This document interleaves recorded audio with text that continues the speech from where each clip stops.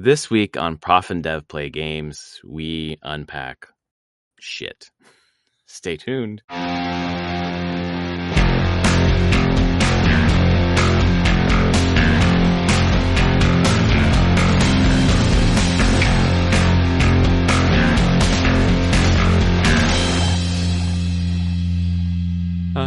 right, my friends, welcome to episode 515 of Prof and Dev Play Games. My name is Larry, the professor. I played some video games this week.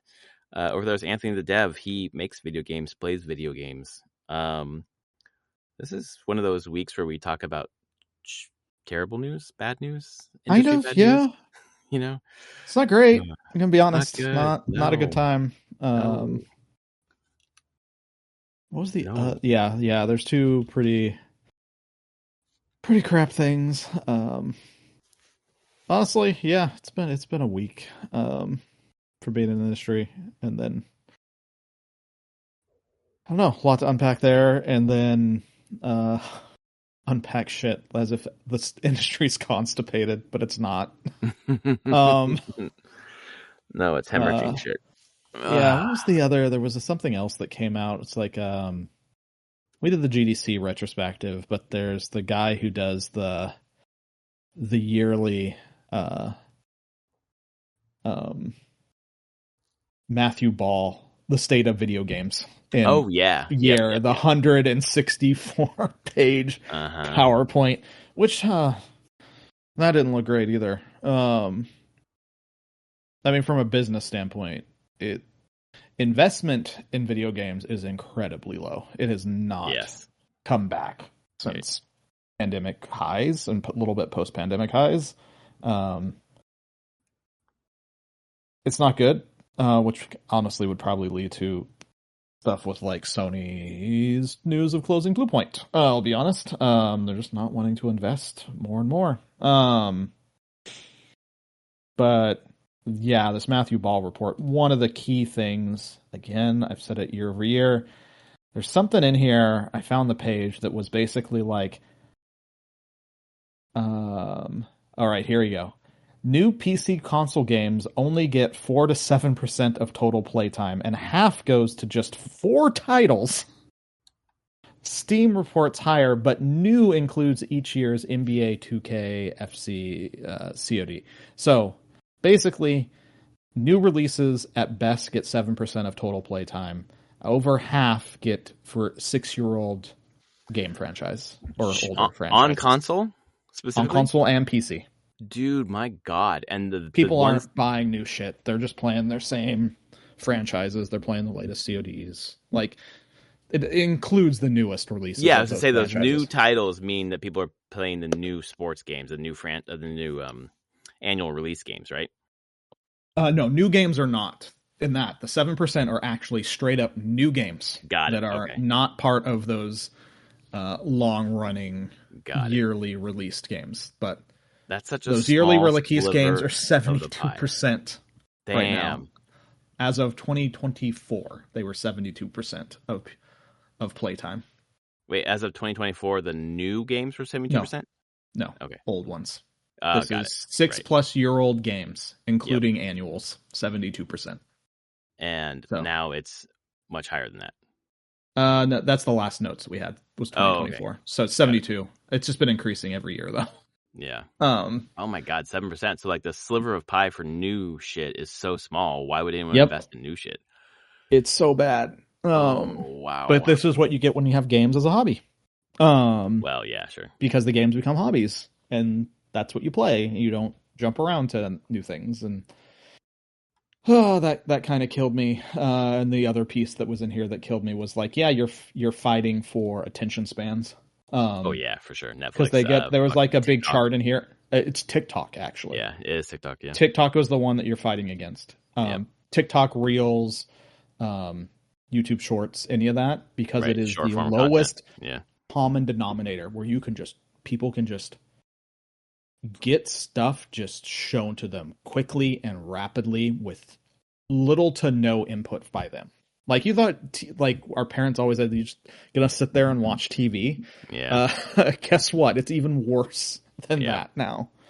Well, at least with But TV, you got to sit games, and watch, like, it was long form. At least half an yes, hour is what you're sitting and yes, watching. Now it's fucking yeah, 30 seconds. yeah. And it's crazy. It has a thing on that in here of like what percentage of people saying that what they take part in for entertainment, and Oh, sure. short form is by far the highest. Oh, my God. I'm like, I don't like this timeline at all. I don't like what we've done. Well, I'm like an old man yelling at the cloud because I don't engage in that. I don't have TikTok. I don't Nope, have Instagram. I don't nope, do any of that. nope. Neither do At the I. most, it's YouTube. But I don't even watch YouTube Shorts. I watch YouTube long form content. So, Yeah, we're a yeah. dying breed, I suppose. And yeah, I have to be careful with YouTube because YouTube tries to give you short form pretty consistently. Like, I will turn it off. I'll be like, no, I don't. Don't show me this. But you can never permanently turn it off on YouTube, especially on the desktop app, on web browser. Yeah. And so there'll be times whenever I'm like watching more longer form stuff, and I'll be like suggested a short, and I click the short, and then it just doesn't end, and I notice that I've spent like 5 minutes watching shorts, and I'm like, oh no, Yeah. stop. Now it's So in your it's algorithm. it is, and I have to tell it to turn everything off again and like stop showing, like recommending me this stuff. Because I don't really want to engage with it. I don't tend to like it all that much in the end. It's candy, really, for your mind more than anything. Not great. But I see how easy it is to just slip into watching it. Yep. It is so seamless to just be like, here, just dump stuff at me. Yeah, but games are competing against that pretty heavily now. Of course. Well, I think about it in just my own house, where since October, I've just been reading like a motherfucker. I've just finished my 35th book of the year tonight. And so I'm doing that way more, and I choose to do that over playing games often lately. So it's, it really is the attention economy. Yeah, it really is, and it's kind of crazy. Yeah. Crazy. Speaking of economy, real fast, I found the option in Fantasy Critic to take away $1 from my budget. So do it. I did that. Yep. So now we All are right. set. So the bad news that we were talking about at the top was, at least for me early in the week, was fucking Sony shut down Bluepoint because they're dumb. They just mismanaged Bluepoint, and I'm going to add the caveat: maybe Bluepoint wanted to do a live action God of War game. I have no fucking idea, but Bluepoint was the studio that did incredible remakes, remasters, and now they're totally shut, closed. Yeah, and they weren't my head even. hurts, man. When did Sony only bought them in like 2021? The last 5 years, yeah, exactly. Yeah, it was during the pandemic that they actually picked them up, but like they were just a third party that they did. I'm trying to look history of Bluepoint. They did the God of War collection for PlayStation 3. They did Ico and Shadow of the Colossus collection for PlayStation 3. Metal Gear Solid HD collection for PlayStation 3, Uncharted, the Nathan Drake collection for PS4, Gravity Rush Remastered PS4, Shadows of the Colossus for the PS4, and then Demon Souls for the PS5. But they also were a support studio, and they offered support for PlayStation All-Star Battle Royale for the Vita, Flower for the PS4, okay, Titanfall on the 360. Interesting. But they did remasters and support, and they did incredible remasters. Incredible. Yep, absolutely. Yeah, like so well done. Their like technical prowess at this company was incredibly highly regarded. But that's what they did, and then Sony bought them, and that's cool. They bought them after they did Demon Souls, and then from all the rumors was like, hey, you guess you're gonna make a live service God of War because they helped on Ragnarok, I guess. I mean, just the whole Jim Ryan, I'm going to say, live service push, and how much they were going to have like 12 games out by this year or whatever, and just how many studios have gone under because of this fucking live action push. I mean live service, not live action push. Fucking hell, sorry. Everywhere I said live action so far, I meant live service. this live service push. Although I am worried about the live action Zelda, but that's a different thing. Sure. Who knows about that? Yep. They just need to make sure Link never speaks. I know how they're gonna do it. They're not. Yeah. He's gonna sound like the old Link from the Zelda cartoon. Oh God. But no. Princess. Oh God. Fuck no. just making the most whiny. Oh man. You need to watch clips of that again just to get that feeling again. Yeah, exactly. No, it's thanks. so good and not good. But not yes, I don't understand what the hell Sony's actually doing here. I don't understand why they took this company that has shown what they're very good at doing, and we're like, we're gonna let you work on an original content of a live service game, then we're just gonna cancel it and then close your studio. Right. They buy someone who's so good at a thing, and they're say, okay, cool, now do something completely different. Why did you fucking buy us? Yeah. And I mean, if Bluepoint wanted to do something different, but there's also this thing of like, fine, if you canceled that live service game, was the only option to close them? Right. Did you not want to use them to maybe do like a Bloodborne remaster? Bloodborne's been sitting there for years. Like, people have been speculating they've been doing Bloodborne. Yeah. God. There's so much stuff where I'm like, you have a back catalog these people would be amazing with. So they closed down. I'm like, I haven't seen anything from like anyone at Bluepoint saying anything, so I don't know the actual like behind the scenes. Did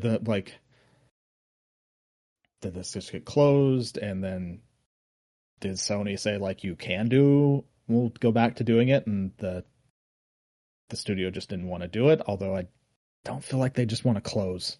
No, I don't know if they're like, we're just going to close this studio because we're moving everyone into a different studio. So the HR and the logistics apparatus are all together in one thing. But they would have said that. Like this, they just have such bad PR over this fucking closure.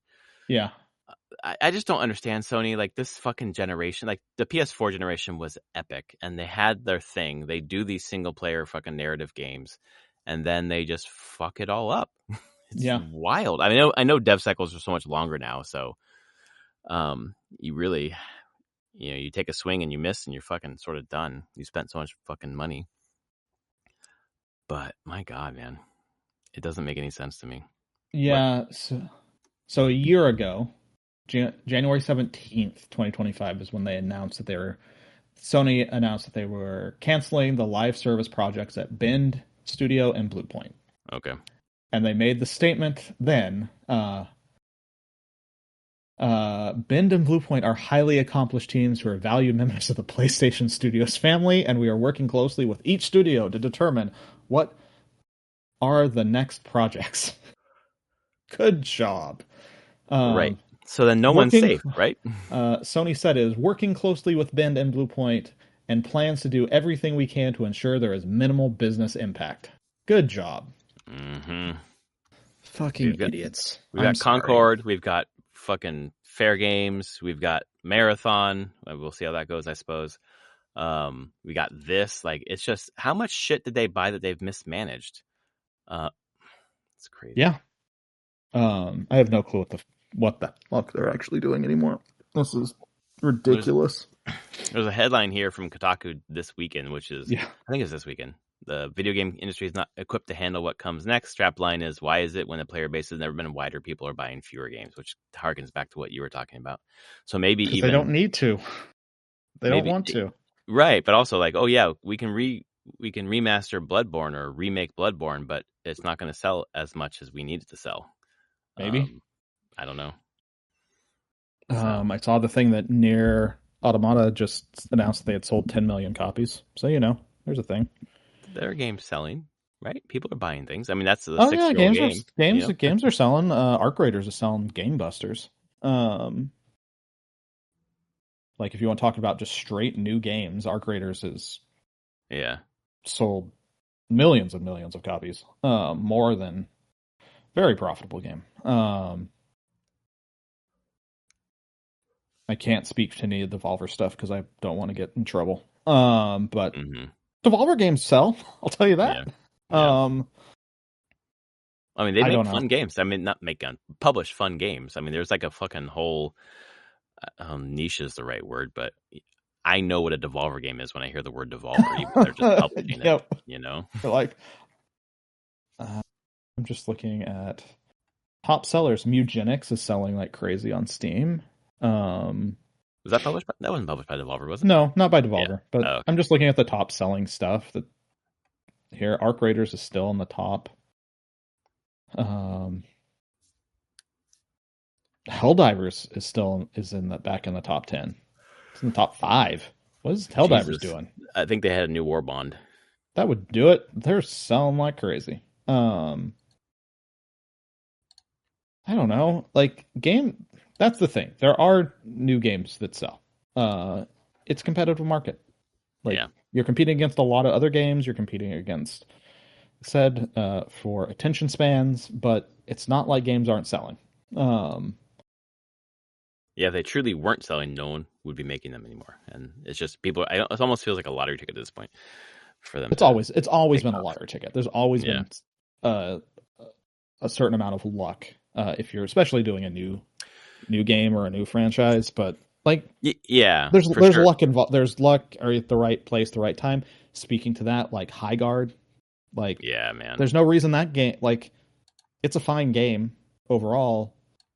They just got very unlucky. I'm going to be honest. Like, well, and when I think about the lottery ticket analogy, I think more about 15, 20, 25 years ago. It was the pool of games was smaller, so maybe it was easier to stand out versus now. Like discoverability is just as big of a problem as anything else. Yeah, exactly. All the time.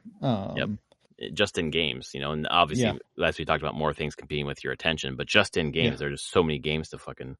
It really does feel like a lottery ticket. So gotta see if you can find an audience and one that will stick around. And to a point, it's also overall budgets. Like, I think the thing is the games Sony tends to make have they're like, we're gonna put so much money into these games. Oh yeah, they have to be hit so big.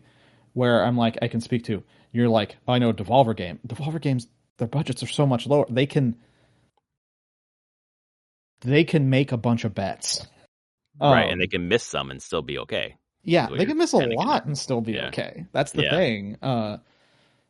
These big publishers, they are like so in on hundreds of millions of dollars on these games. They have to make money back very quickly and be huge very quickly.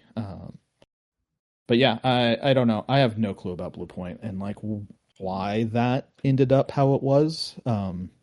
Right, they pitched nothing of value for the next game. Like, come on. The other thing that I don't know. I'm like, did a lot of people leave Bluepoint over the past year after that thing was canceled?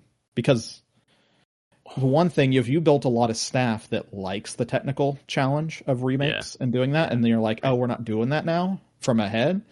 Like, those people might go other places and just be like, yeah, that's not what we want to do. And they may have left before the God of War thing. And they're like, oh, we're doing this next? No, thanks. Yeah, exactly. It's hard to say. Yeah. But either way, I'm still shocked that they would just straight up close Bluepoint. It felt like out of nowhere. Yeah, I agree. Which also makes me wonder what else is happening behind the scenes there. I'm like, what the hell is Ben's studio working on at this point then? I'm surprised Bluepoint closed before Bend, to be honest. A little bit. Crazy. So, yeah, that one's crazy. And then, was it Thursday? Friday? Friday? Maybe it's Friday. It got posted in my work Slack on Friday. So, okay. Maybe it was Friday then. Probably Friday, because I doubt anyone was sitting on this one. Right. But that was Microsoft's time to just, I don't know, out of nowhere, go crazy. Yeah. So what was the news? What's the actual headline? Yeah, just press release came out. Phil Spencer is retiring. Sarah Bond is leaving. Matt Booty got promoted to AI Microsoft AI executive, and Asha Sharma named new Xbox boss. And if you don't know her name, she comes from Core AI at Microsoft and hasn't been at actually Microsoft for an insanely long amount of time. Not like Phil Spencer was been at. He joined Microsoft, as an intern in 1988, and has been with Xbox since 2001, since its first console. Yeah, it's crazy. It's been the whole time. Yeah, and he's retiring. He retired, or I think he's out. This is all done, right? Yeah, because the date of retirement is Monday. Yeah. Yep, he's done. He's out. Yeah. He's gone. Yeah. I don't even know what's planned for Xbox anymore. I think Phil Spencer, as a head of there, has done some really great stuff and probably done some pretty poor stuff towards the end. He helped write the ship post Matric. That was great, and he did that was useful, but I really don't think the purchasing of Activision Blizzard has been that great for them. And really, again, a lot of purchasing of studios, closing studios, like purchasing a bunch and then closing a bunch. Yep. Why would you? There's been some stuff there that's kind of weird. Well, the purchasing just put it on Satya Nadella's radar. Like, oh shit, there's real money over here. What are we doing? Oh, we're not making money back. Bye. Yeah. Oh man, Microsoft. So I don't know. This has been crazy to me, and it's definitely one of those where I'm like, I don't even know what Xbox looks like in the next few years at this point. Game Pass, probably. I mean, part of the press release was like, we're gonna win back our core gamers. Like, you fucked them over badly. Like, how do you get them back? You know, you're not gonna retreat on the multi-platform strategy. Yeah. I don't know, man. Sharma is a former VP of product engineering at Meta and former Instacart COO, who is also a board member of Home Depot. Oh my fucking God.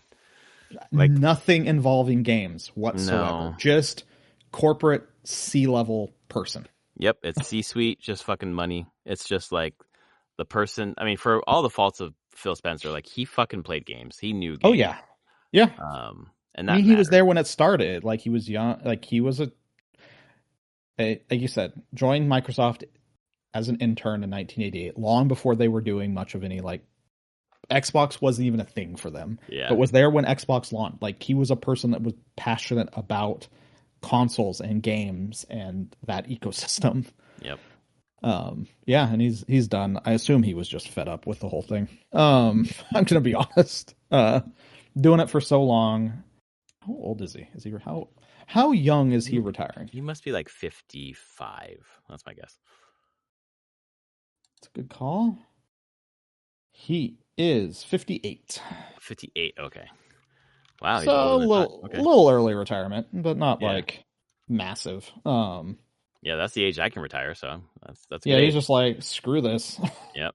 I don't need to do this anymore. Yeah, exactly.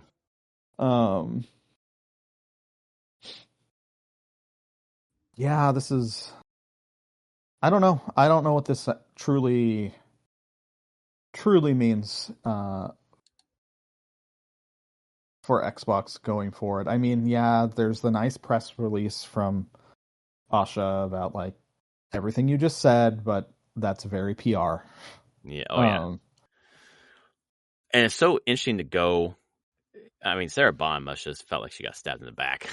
You know? Yeah, something there. I'm like, okay, like, she. What new person you're bringing in? Who the fuck? Yeah. So. Again, who knows at that level how much it was their backstabbing or bringing someone else in, or she's just like, the vision of what corporate like heads want Xbox to be just doesn't fit what she wants it to be, and just like, I'm not doing this. Yeah, that could be true too. Right, like, here's our vision for Xbox. She's like, fuck no, I just saw the last 5 years. I'm not doing that. Yeah, I'm done. I'm out. She hasn't, I don't think, said anything. So no, I've seen nothing from her. She must be emotional. about being booted if she Yeah, was in it's either line. that or just like, or the other way of being like, just like, what the hell is all this? I'm Yeah, out. the alternative would be like, my statement would be, fuck yes, I'm out of here. Yeah. Yeah. What is even going on? I don't even know. We're in a bad spot. They're great games. They're But not going to probably coming from Microsoft or Sony immediately. right, good thing I have a Switch. Yeah. Yeah, I don't even know. Like, man, Microsoft owns a lot of games now and And a lot of franchises. studios, and they're run by someone who doesn't know games. So it's Yeah. going to be like spreadsheets. How much money can you bring us? I don't know. Xbox was already. You promised this is what we wanted the Game Pass to make. Uh-huh. How are we going to get it there? Exactly. It's plateaued. What are you doing? Xbox is already on live support. It's going to go multi-party, multi-platform. I mean, fully. It's just, I don't know. It's just like doing this long enough to just see the cycle that is Microsoft. Oh yeah, It happened. It's happening again. They're like, look at games are important. Games are great. Never mind. Let's just start. All that money we spent. Now let's start jettisoning stuff. Close. Because I expect that we'll see for realignment and to keep things strong, or however they're going to say it. They'll probably be doing more layoffs, and they'll say they'll can replace people with AI and all that junk. Yeah, it's gonna be great. well, I do not feel that great about this. we have This 6-year-old big games to AAA. play. Yeah, Oh wait, you're in game dev. Shit. I am I in can game just dev. It makes bury it a little bit myself in hard. old games. Yeah, I mean, exactly. I'm in a great place. Like I said, I enjoy where I work. System Era is great. Devolver seems to be fine. They have their shit together overall. So I just look at the big AAA companies and be like, I don't know what the hell you guys are doing anymore. I Chasing don't know if stuff they that know what they're doesn't doing. exist. Yeah. I remember when we were worried about fucking NFTs. Like, oh, this is terrible. No, it got much, much worse. Yeah. Oh my god. Any happy things we can talk about? What have you been playing? Well, I play a bunch of Diablo 2 more. Yeah, That's man. great. It's still a good game. Love it. Oh my god. That's what I've been playing mostly too. It's really good. But also playing today, I put in like a couple hours on Ghost of Yotei. Finally. Oh, did you pick that up? Yeah, I've had it since it came out. Oh. I played like the tutorial at one point. I just replayed the tutorial and kept going. Yeah. Oh, it's so gorgeous. Holy crap, is that game beautiful. Awesome. Yeah, if you like Ghost of Tsushima, it's that, but more. Ghost of Tsushima was amazing. Yeah. Yeah, this one's also amazing. Yeah. The thing is, Ghost of Tsushima was made for PS4, and this is PS5. Right. And it's very nice. More beautiful. Yeah, more beautiful, and they use the hard drive stuff a lot for like rapidly switching between younger Atsu and present day Atsu. So like nice. you can be in a scene and just hold down the center pad and at certain places. If you do it, it just loads you into her. Like the screen just warps into her as a young adolescent walking through that area. And can you play as her as an adolescent? Yeah. Oh, okay. And then you can warp back to present day as well. Like she's reliving her memories. But again, the fast like NVMe SSD like just allows them to do that kind of transition very seamlessly. Right. Like Ratchet and Clank did, going through the different warp stuff. That's awesome. Yeah, no, it's great. I'm looking forward to putting a little bit more time into it. And yeah, just having like now a nice OLED screen with HDR and 4K. Oh, hell yeah, with dude. that game looks so good. Yep. Yeah, so I put a couple hours today into that. I just need to do something else away from my computer and just like really focus in on a single player kind of experience. But yeah, it's that. And I could continue to talk about Diablo 2 Resurrected. It's great. I kind of want them to do more at this point. I do too. In a way that they've done a great job of. I get there's how would I say this? I've seen some complaints that they're like, oh, they're asking people to pay money for this thing. It doesn't come with an Act 6 or anything like that. And I'm like, that's fine. And then also this like you have to choose your era that you're playing in now. Right. So you can play the original classes you could play that all the way back to be original D2. If you need expansion classes, Assassin or Druid, you have to play it in the expansion era. And if you play Warlock, you have to play it in the latest expansion. But I actually kind of love that they did that because now they've set a bar that's like, hey, if you don't like anything we add, you can just choose the era before it. Yeah, and the game is exactly as you remember. It is a time capsule of that game, which is fantastic. Especially for a game like Diablo 2, which is so foundational to the genre. To be able to like show people like, no, you can go back. It's fine. Like just you can see how this evolved and what was added, or if you don't, if there's anything you don't like, well, just don't choose the new stuff.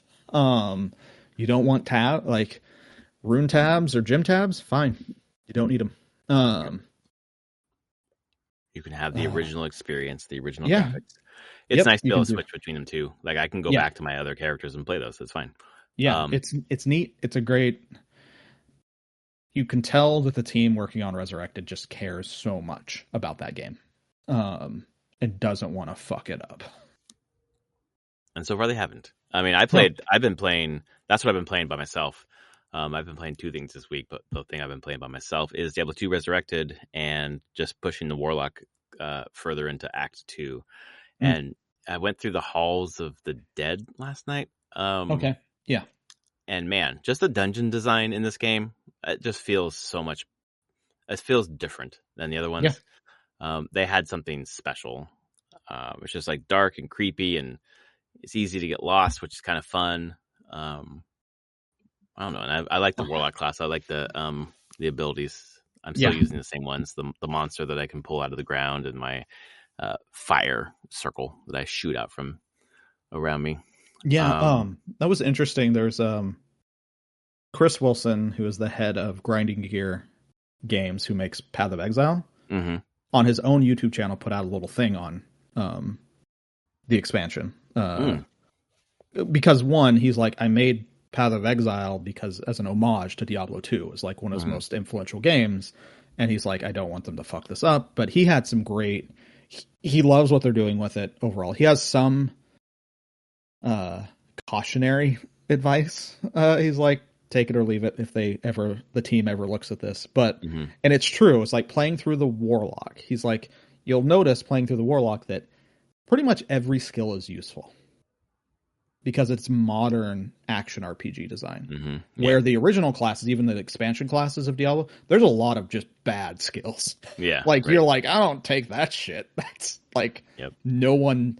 There's like sorcerer skills that you're just like, no, like they're not balanced. But he's like, the Warlock feels really good because it is actually being done by a modern take on the genre. And he's like, that was his thing of like, he's glad it's sequestered off and being like, yeah, this is a modern take on class for Diablo 2 where most skills are very useful in some form.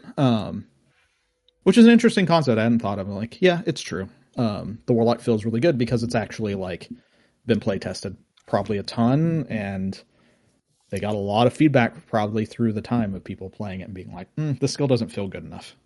We should make it better.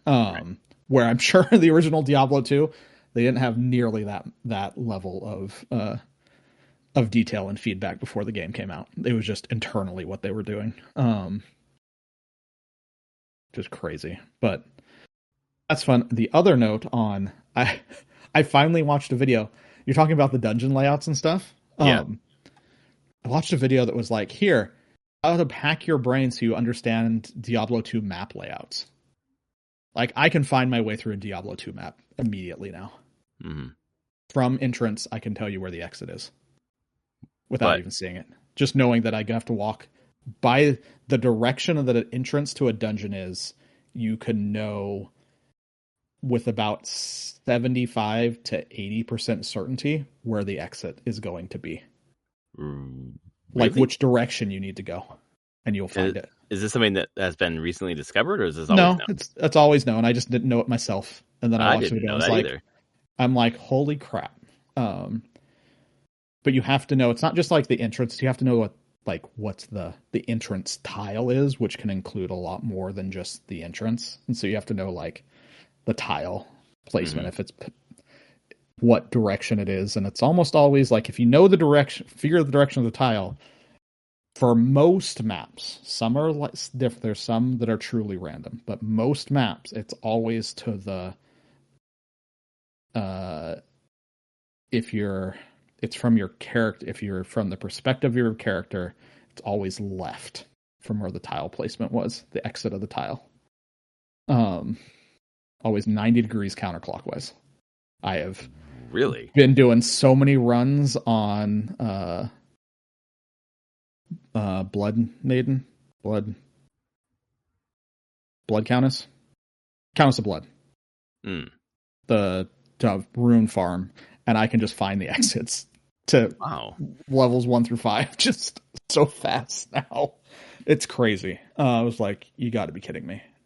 It's just how it's someone just understood. Like, this has been known for a while, and it's clearly just how the entrance to a map and the exit to a map actually get placed, and then everything gets filled in. So the generation happens, everything else except for the endpoints. Yeah. And the endpoint gets moved a little bit, but you just like, no, like there's things get filled in between. So the endpoint is kind of chosen based on where the start is. Yeah. It's very, I was like, oh, that makes so much more sense now. And it's generally held true. But yeah, there's a chunk of maps that are truly random or like weird, but yeah, people have data mined this game, and that's very, but it does feel kind of like black magic whenever I'm just like, okay, I'm gonna exit here and I'm gonna take the first left I find, and the exit should be down this way, and yep, there it is. Okay, next. Yeah, it does feel like black magic, doesn't it? in the dungeons, that is. The big overworld ones are a little different, but God, it's a good game. I'm glad you're so good. playing it's so good. Having a time. It's just like hooked me. I'm like, oh yeah, I loved this game. And there's like, it's not just like nostalgia. I was like, oh, it's cool. The update to a game I've loved my whole life, or gaming life, or whatever, since it came out. But there's something about the game itself beyond the nostalgia and like I love this game. Like, there's just something to the design that is sticky for me. Yeah. That is sticky in a way that 3 and 4 are not. Yeah. And that surprised me, to be honest, because I've been liking 4 quite a bit since I've been digging back into it. But I mean, I hung 4 up to go through this. I'm going to beat this and feel like, I don't know, that's just fucking awesome to be able to have a new. I was thinking about today, like if Nintendo was like, Mario 3, we have a new world. Like, that's the level of this. Oh my God. You know, that's just fucking crazy. Like, we left this on the cutting room floor. We spruced it up and we brought it back, but it would, it'd be different because it would have the modern design. Like that guy I was talking about, you were just sharing with them. But still, that'd be crazy. Man, couldn't we believe Nintendo did something like that? They're just like, yeah, God, I'd die. That'd be great. Here's the cut content. We're putting it back in. We're gonna spruce it up and make it fit. And here you go. Here's new Mario 3. They'll never do it. Nintendo's not that type of company. Oh, hell no. No, we just had a fucking Zelda anniversary, and obviously, again, nothing. Maybe people talked about that, and it's historically they don't do it at the exact anniversary date. Right. They do end up recognizing the anniversaries of Zelda. It's just at a later point than you would think, because they don't want it to overlap with Mario. Like with the movie coming out? No. What was it? Or they don't do it as soon, I should say, because when was Mario's 40th was last year, 85. Yeah, so it's a year off. Yeah. Yeah, they usually wait. Like, so I would expect if you see a Zelda anniversary thing, it's going to be this summer, not as close this early in the year, is my thought. Because they did a Mario 40th anniversary thing. Oh, they did for sure. Yep. So I assume that they'll do a Zelda one as well. Did they do what they do for 35th anniversary? They did the Game and Watch. That was for it. Yep. They do other stuff? Can't think of anything. If they did, I can't remember it, but they did. Yeah. Here's my thought. I think at this point, it's going to turn 40 this year. They're going to do some event this year for it, and they're going to put out the full movie trailer. Oh, yeah. That's going to happen. Yeah. That's why I just feel like it's going to be summer. Well, that especially makes sense with getting out of the way of the Mario movie. Like, wait till the Mario movie comes out at the beginning of April, and summer makes sense. Don't try to overlap the two. Like, let both franchises have their own space. Which is fine, because the other thing that I've been playing this week is Breath of the Wild and Tears of the Kingdom. My daughter, yeah, dude. So my daughter got really into Breath of the Wild. She beat the first Divine Beast. I think I talked about it last week. Then she moved on to Goron City and started doing that and doing quests there. And then she started bringing the Breath of the Wild guidebook to school. Like, I'm so happy. Brought the guidebook to school, was sharing with friends. All the friends were talking about, they all play it too. So they're talking about all the stuff they were doing in the game. But one of the friends is playing Tears of the Kingdom and like playing the shit out of Tears of the Kingdom. So it got my daughter thinking about Tears of the Kingdom because they were talking about the Yiga quest, which my daughter hadn't done. So then she came home and pulled out the Tears of the Kingdom guidebook and then wanted to start playing Tears of the Kingdom and figure out where the Yiga hideout was to get all the Yiga clothes you do like waves of enemies in the Yiga hideout to get sailcloth and then a earthquake punch, and then you get the lightning helm. And she did all that by herself. She kept trying to pass the controller to me. Actually, she didn't. She did a couple times when she got frustrated. I was like, nope, this is you. It's you now. And she did it. She stuck with it, and then she started going into the desert and with a couple of the machines that were in the Yiga place, and just started fucking around, and then found some shrines that I hadn't beaten, and then she went into the shrine and beat the shrines, and her and her friends at all lunch period are talking about Tears of the Kingdom and Breath of the Wild. It's fucking rad. It is so cool. I was like, oh my god, we've leveled up here. So I'm sitting here watching her play these games. I'm like, oh my god, these games are so good because they're running on Switch 2. It's 4K 60. It's fucking just beautiful, man. Runs silky smooth. It's like not the way we played it. No, not at all. I just went to Nintendo's like official Zelda website, the About page. They have the official timeline on their webpage now. It's like an interactive timeline. Like, that's crazy. Zelda.nintendo.com/about. Zelda.nintendo.com and then /about. Yep. Oh, I see right there. About. Let's hit about. Yeah, there's a whole timeline down here. Like, again, like expected, they don't actually have Tears of the Kingdom or Breath of the Wild on here. That's something different. Yeah, kind of. We're like, we don't know where we want to put those. Oh yeah, there we go. Skyward Sword, number 1. Minish Cap is number 2? Yes, because that's how you get that's the story of why Link has the green cap. Interesting. And why the hero has a green cap. But he has a green cap in Skyward Sword. I don't know. That's weird. Retcon. What do you want? Yeah. I'm pretty sure I want it to make sense, came out first, so. But then in 4 Swords, there are 4 Links. I know. Oh, man. It's like the timelines don't really matter to them, but they do it anyway.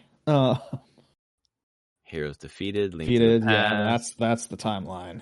Yeah, that's the dark That's one. Yep. Which ends with the Adventures of Link. It is dark. Oh yeah, man. Because Legend of Zelda is actually the furthest one in there. So I go Yeah. to the Heroes Triumphant. Are we going to? Oh yeah, we're going to Child or Ocarina. adult. Yeah. Yeah, Majora's. Wind Waker, baby. There we go. Yep. Oh, Wind Waker's so fucking good. That's adult era? Yeah. Hero Triumphant adult era. So how the fuck is Wind Waker the adult era? God damn it.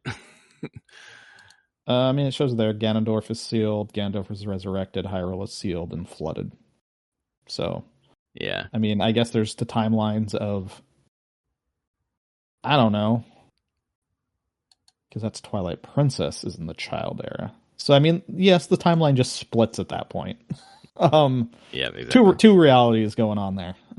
They're trying to make it work. They did. They, like I said, they do not hold themselves to this timeline greatly. That was the surprising thing, was they actually put this up on their website. Exactly. I'm just like, wow, guys. But like you said, they don't put Breath of the Wild or the other ones on, or Tears of the Kingdom on here. They're just a new, different timeline that pulls stuff from all timelines, really. Yep. Because you have Majora's Mask in Tears of the Kingdom. Right. And then Breath of the Wild has some locales that tie in with Wind Waker in a slight way. I don't know. They also had a Nintendo Switch T-shirt, so yeah, exactly. It's like, it is what it is. We're just having fun. We're just having fun here. Yeah. I just wish they would have been a little more intentional, like Final Fantasy was, which is like, this is an anthology. Like, it doesn't really connect. Like, there may be yeah, themes that repeat, names that repeat, but like, they're separate stories. Like, that could have worked. And for the longest time, that's what I thought Zelda was. Yeah. Until I actually saw that they're like, no, we published an official timeline. Like, why? Yes, why would you do that? In my head, it's an anthology series. Like, each one, it remixes the same stuff. Like, it's all good. Yeah. I liked how Wind Waker did it with their, like, why am I like this? It's just like, this is the hero, the legendary tales of the hero. That's why exactly you dress in this garb. It is the coming of age festival, like, time. Like, and I'm like, that's great. It's just myths and legends passed around. I don't know. So, but clearly Nintendo's like, nope, we're at least buying into it a bit. But yeah, that's cool about your daughter, though. And all, oh my god, it's amazing. Friends playing and stuff. That's cool. It's great. I know that you've been there for a while, but this is like, really, this is it. It's so cool. Oh, and it's better that's this than like them playing like Roblox all the time. Oh yeah, I mean, some of the kids at school talk about Roblox, and some of the kids that she's talking to about this, but they are like really into this. Good. And it's really cool. It's really cool. Like, it's it's kind of like what we were talking about earlier about the attention economy, like TikTok and is like Roblox, but no, they're into like really quality games. Like, this is awesome, and she wants to go to Terrytown and she wants to do the quest to get the house in Tears Breath of the Wild, which I never actually did. So it's like I'm rediscovering this game that I have just such love for. Which is cool. So it feels like this is like a dad moment, and then and also like my daughter like growing up, like fucking talking about Nintendo Power on the fucking playground or whatever, and like what games you were playing and all that shit and all the secrets and things. That's what they're doing. It's awesome. And then my daughter walks into the kitchen while I was cooking dinner, and she's like, "Dad, I just saw an ad for a concert that is happening right now, and I don't know if it's coming to San Diego, but if they come to San Diego, will you take me?" I was like, "Yeah, sure. Who are we talking about?" And she's like, "Ed Sheeran is coming to San Diego. If he comes to San Diego, will you take me to Ed Sheeran?" I was like, "What the fuck? Why? Who? Why?" Okay. I never thought I'd hear this. Here's why. So Ed Sheeran has a song for when it was fucking Pokemon fucking Scarlet Violet, I think, came out. Okay. He did Celestial. Which she loves. So she loves Ed Sheeran. Just that song. She doesn't know any other song by Ed Sheeran. Sure. But she wants to go see Ed Sheeran. I was like, well, you have to listen to a lot more Ed Sheeran songs than just Celestial. But I was like, whoa, you're a 8.5-year-old came in talking about seeing a concert about a musician that we don't share. Like, you didn't come in and say, "Hey, let's go see the Foo Fighters." It was Sure. Ed Sheeran. I was like, "Oh wow, this is becoming more independent. It's great." Yes. And that will only Grow. keep happening. Yes, exactly. But it's usually pretty cool.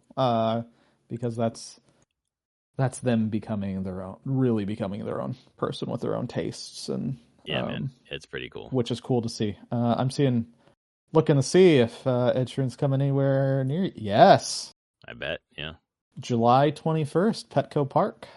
That's exactly. I was like, what, during Comic-Con? Sorry, but no, it's right before Comic-Con. There you go. So yeah, I'm sure tickets are. I'm curious how much they are. Have they gone on sale? I'm checking. They probably have gone on sale. I think they probably have. Yeah. Oh, you can get tickets for $92. Low, like they range between $92 and to $286. So that's pretty reasonable. Actually, I thought it would be way more expensive than that. Just depends on where you want to sit, of course. Like, yeah, we like to sit up. I mean, yeah, if you sit up, then you're good.